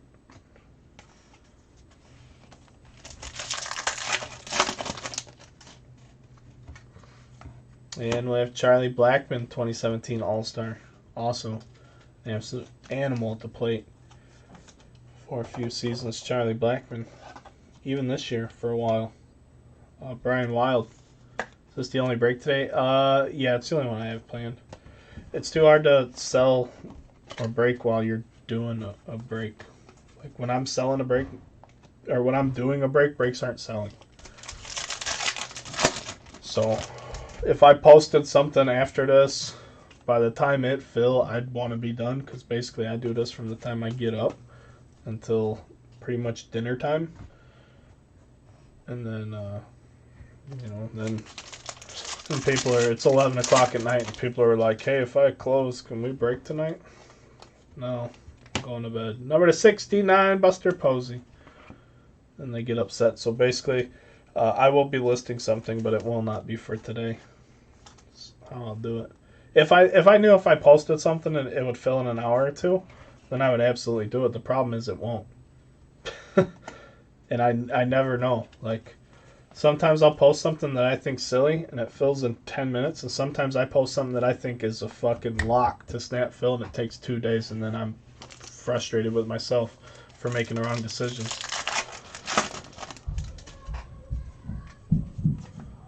Cal Ripken Jr.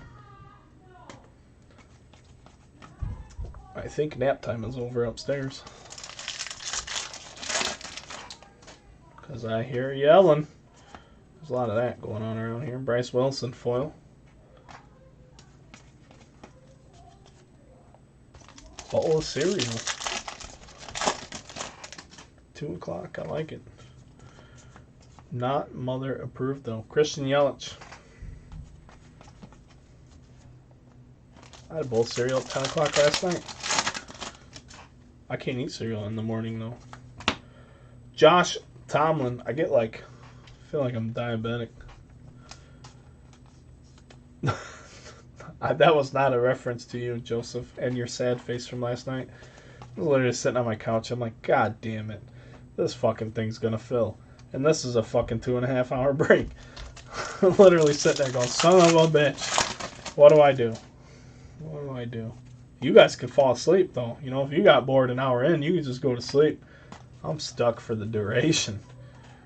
It's not over till I'm done. Yeah, I like the cereal at night as opposed to in the morning. Well, definitely a nighttime cereal guy. Just had some. Costco had fucking Honey Bunches of Oats, which is like actually my favorite. I like all that crunch. And fucking a big old giant monster box for $4. It was like $3.50 off or some shit. I'm like, fuck yeah, let me get that. I'll eat that tonight. Just 2 bags. Just pour milk in the fucking bag of the cereal. Not even pour it in a bowl. Let's get it.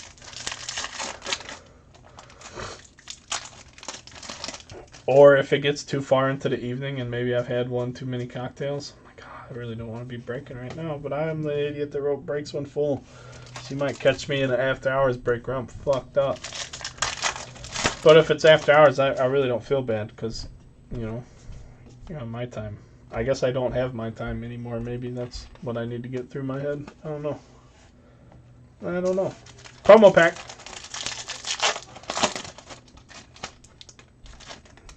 Bruce Starr for the Dodgers. Shogo Akiyama for the Reds. Dale Murphy, and Josh Stallmount for the Royals. I didn't even get a single base card, and the other, my best card was a shitty Marlins relic. Oh yeah, and I'm a little buzzed. The thing is, now that I'm not Boilermaking right now, I don't drink nearly as much. Something about hard physical labor that really makes a man want to drink.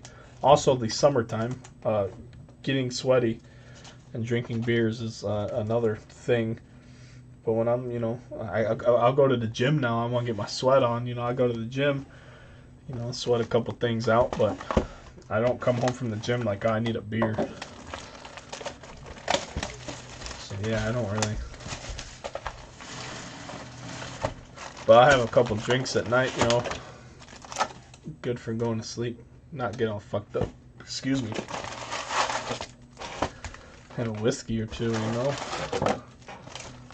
Fuck your melatonin. Oh, man, I need a shot. Get a shot. Do that real quick. Blackout. Alright, nighttime. Night-night. The problem with that, though, is if everybody's sleeping and I'm a little fucked up and then we break and I start getting rowdy, have the fucking whole house up at midnight because I'm down here screaming at the camera. Oh, that'd be great, Luis Robert. My kids would probably wake up happier than shit, wanting to play. My wife would be pissed, just fucking livid. Oh, yeah, baby. The old 12-ounce curl. I like doing the 16-ounce curl. It's for all the heavy lifters,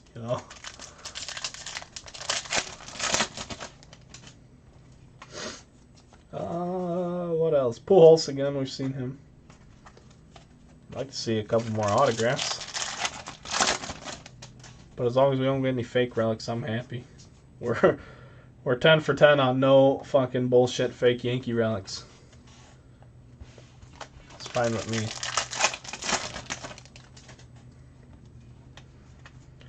Ronald Acuna Jr.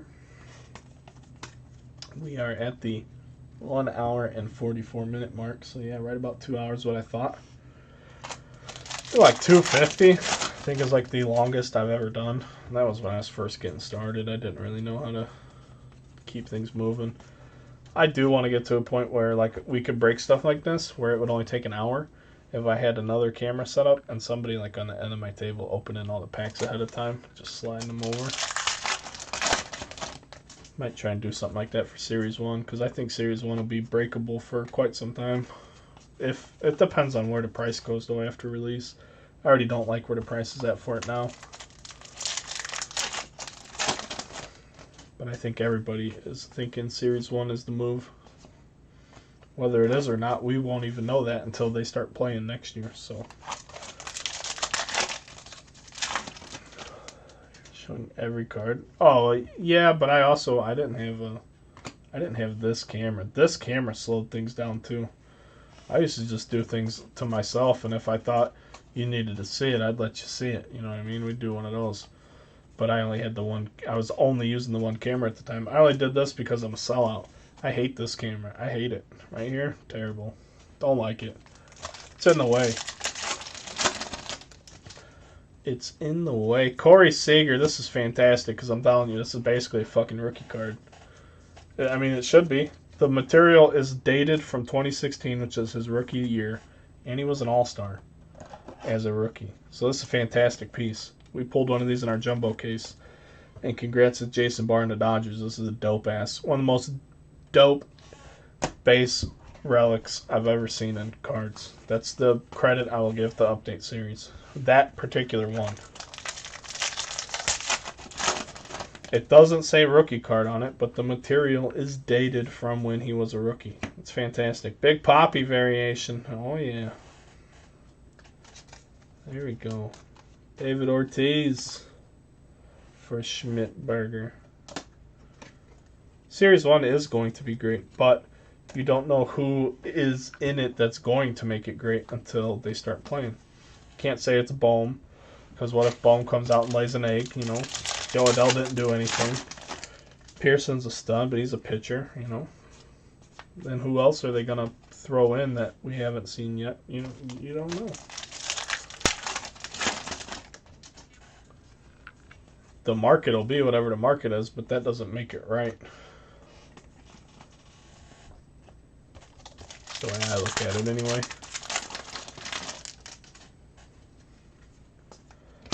And Thurman Munson for the Yankees, number 299. Black parallel, actually looking really good for the corners. I don't even know if there's any. This might be the cleanest black bordered card out of flagship I've ever seen. Andres Jimenez.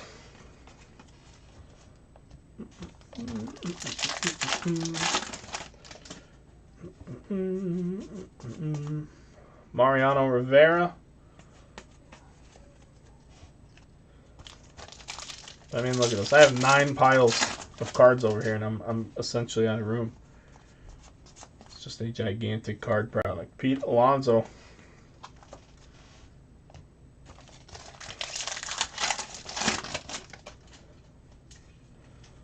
And then I gotta sort them all. Then I gotta sort all these fucking cards. I love it. Love my job. Shipping department. Hey, babe.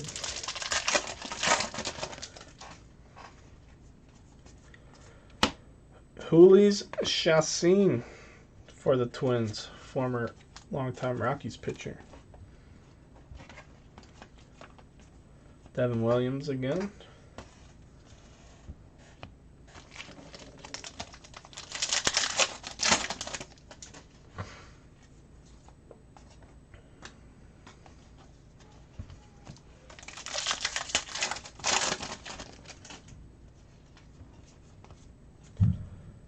Brian Hayes.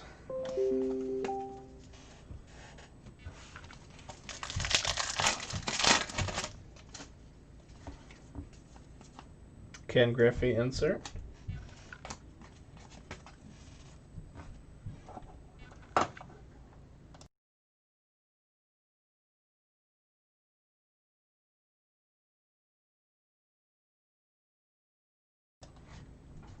Excuse me. Had to sneeze. I marathon sorted that case I opened. Yeah, they don't take long. It's just annoying. It hurts my neck. It hurts my neck.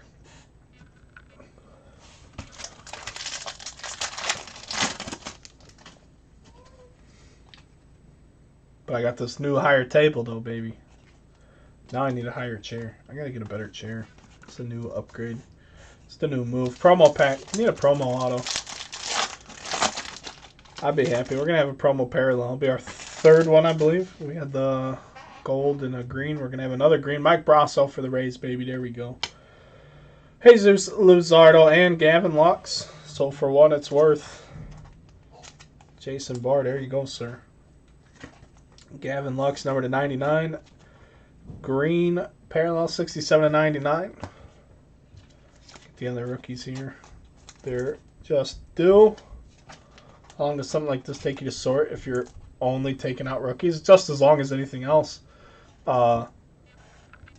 because you still have to touch every single card. You still have to look at every single card just because you're not dropping it in. You're dropping it into a box instead of a tray. So I mean, really, it's the same amount of time.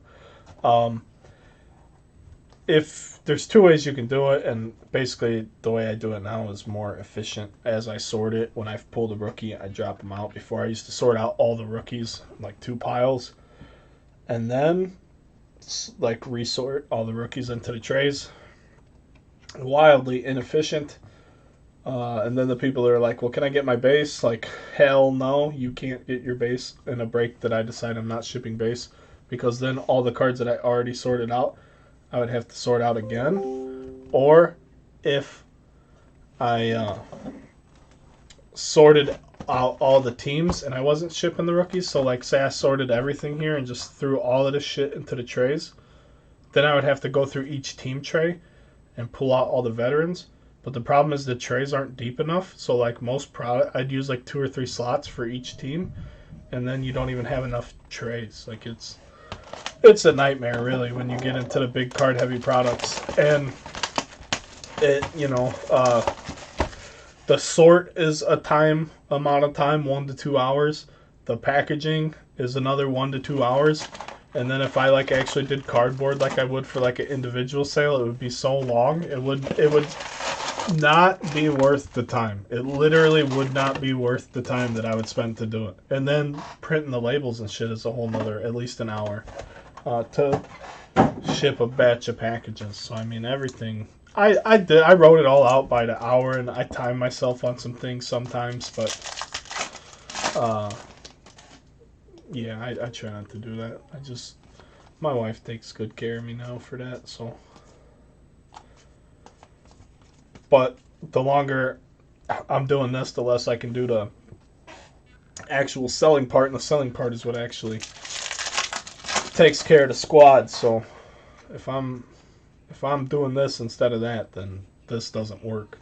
It's basically the point I had to hammer home, and I was paying somebody for a while to help me out until we got that situation figured out.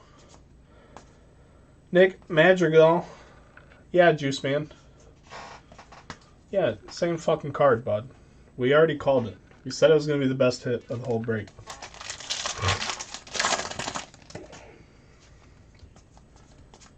Sandy Koufax. My biggest complaint is people get upset about their base cards getting damaged. I can't stand it. I understand because you pay for it, but that is like my biggest pet peeve ever. And that's only because for at least a year, I used to ship 3 team bags in one bubble mailer and would never get complaints about anything getting messed up. Now all of a sudden, everything's getting fucked up. Like the post office is just whipping packages against the wall. Like, I can't do anything about that. You understand that? I can't help you. I can't do anything. I can't go to the post office and say, hey, when you send this to California next week, or fucking Arizona, or over there in Boston or Florida, wherever you send it, could you please be gentle with it? No. It's out of my hands at that point. And the more protective shit I put on your package, that is the less cards I can ship you. And if you want all your cards, there's no happy place for that. Because you want me to ship you a bunch of cards that are fucking worthless, but it's going to cost so much money to ship them where they're safe. It doesn't make sense to do.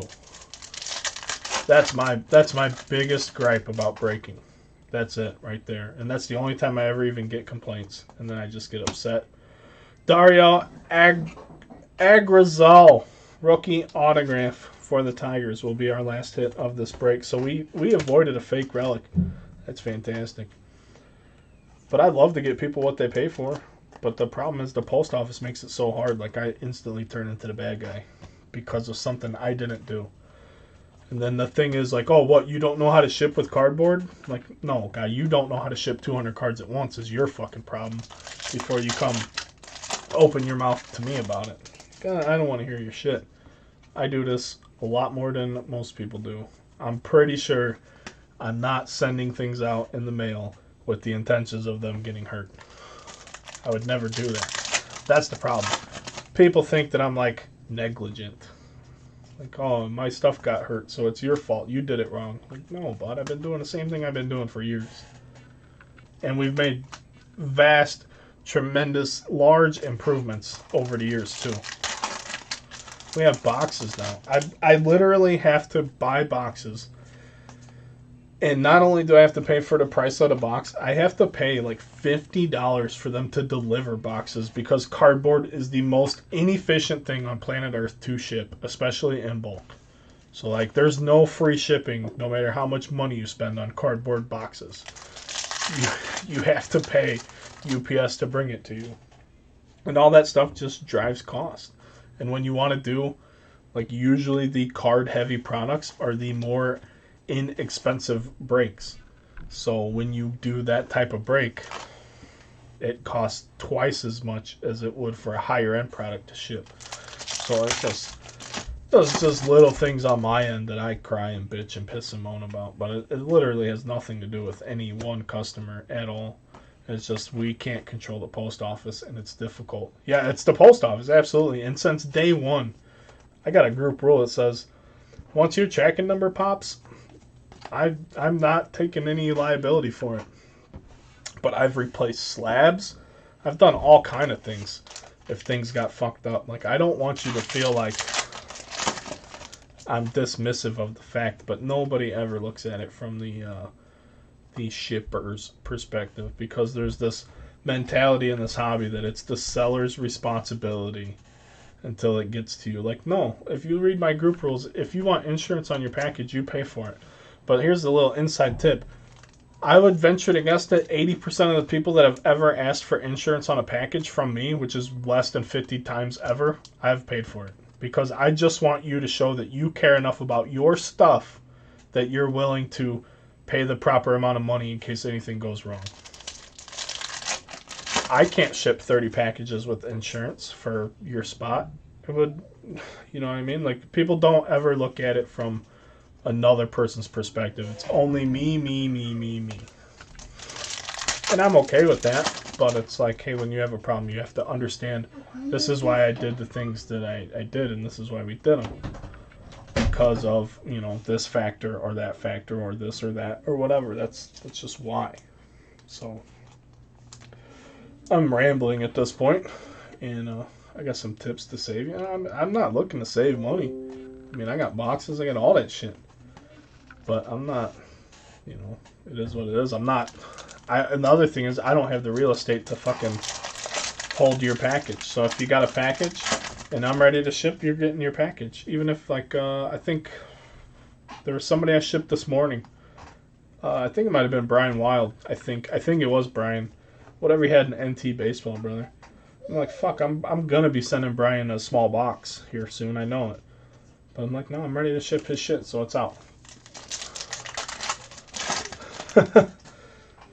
But my point is, like, people want to bitch about dinged up base cards, but if you really cared about the package, then you would tell me to insure it and pay the extra dollars to insure your package, so that when your base cards get dinged up, you can file a claim with the post office and not me, because I'm not the guy that dinged your cards up. Basically the point I'm trying to make. But nobody ever, I couldn't tell you how many one-on-one $1,000 cards I've shipped to people where they've never even mentioned, like, hey, could you insure, or could you at least let me know how much it would be to insure this for X amount of money? Because if it gets dinged up that bad, like, say you had a Mike Trout, $1,000 Mike Trout card, and your Angels were $150, and that card got absolutely destroyed. Worst case scenario for me is I'll give you your $150 back. I'm not going to give you whatever that card was worth, because that's not what you paid. You know what I mean? Like, that's not how it works. So it's, I pray that never happens, but you never know. Michael Hermosillo, Black Parallel, number to 69.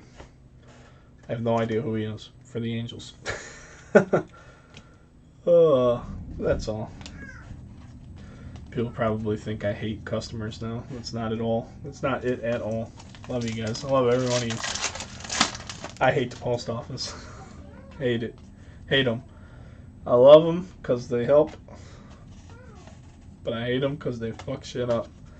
I don't know how you crack slabs. I've had people be like, hey man, slab's cracked. And usually if I ship one slab, I ship it in a bubbler in another bubbler. So it's like double wrapped.